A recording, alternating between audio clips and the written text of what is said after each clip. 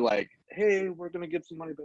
Like, we're not going to talk about it, but like, we're going to get some of this money back, because the reason why is that when they first did when they first started the shutdown, like early March, getting it, because everybody's like, ooh, yeah, we need to stay home, especially Illinois. We're like, hey, we're going to quarantine for 2 weeks, right?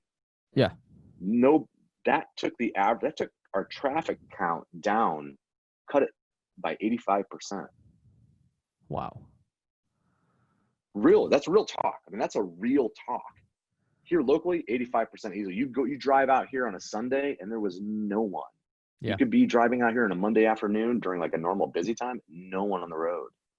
Well, think about the second and third order effects. You're an army officer. You're going to be thinking about that. You make a decision A, what's going to happen downstream? Well, you Sure. shut the state down, and now 85% less traffic, except for essential workers, which you talked. We'll get back to that. But the reality is there's only so many car accidents that happen during full capacity. Yeah. Just like there's only so many people go to the bars during full capacity. Now, those are still being, the thumb's kind of on the scale, keeping us from really moving in the right direction that we need to. But it's been incredibly challenging, and so the body shop I've lost a fair amount of money this year. Since March, it's like $400K. That's a real loss. It's not like, Yeah. it's certainly not sustainable. Well, that's what, especially with JB, and not that, again, he was born into it, and that is what it is. Right. But it just seems like for me, he doesn't have any skin in the game. Like when he shuts down businesses, it doesn't matter to him because he's a billionaire. Whereas if you were sitting in that legislature, you'd have to think about this because you have businesses. Yeah. Here's the thing, right? And normally I've got a Bears hat on, right? Just I've seen that Bears hat. 950 snapback, and it's got a lot of salt on it from walking around. And because when I decided to run, I went around petitioning and stuff like that. I wore it. That's just the hat I wear. I love it. It's a great hat. Yeah. Everybody's like, well, you're 48. You shouldn't be wearing a flat bill. I'm like, I don't care. I bought this hat. I like it. So I'm going to wear it. Leave me alone. Go worry about you. I don't care what you wear. The problem with JB Pritzker is that he just doesn't have any salt in his brim. Like, and when I say that, like, my goal, right, as I go through this process is to be as fully transparent as possible, right? To let people know where I come from. So this way, then they can say, hey, I think I might trust that guy. Yeah. So, and look at this way. And here's a good example, right? So, like I told you, I went through an abduction attempt,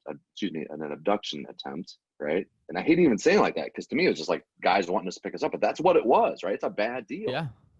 Sure. And then being, sexually molested as a 6-year-old, right? And there's a 7-year-old, 8-year-old, 9-year-old, like those things happen to me. Those don't go away, right? Yeah. And oh, by the way, it never got any better. I was in the 7th grade and I witnessed my mom getting raped. God bless her soul. Because I was living in a trailer park, which is a cesspool.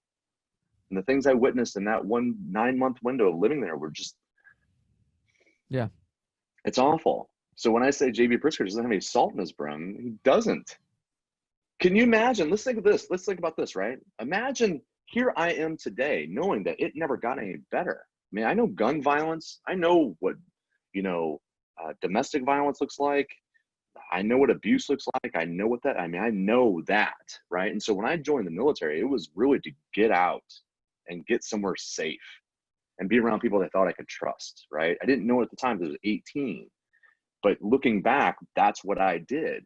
So imagine, like, think of this character, of this person, this ability to continue to move forward. Imagine if on my 18th birthday, I already had $1 billion in a bank account set aside in a trust fund. Think about the good I might have been able to do then.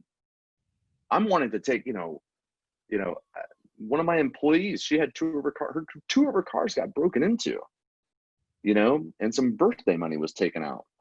And I'm like, here, I will give you my money for your poor stepdaughter that does not have any money now because the world is a shit pot and nobody knows how to behave. And we, for some reason, we idolize these people that become, because they're uber wealthy. I don't care where he came from. He's never done anything. No. Tell me what you've done.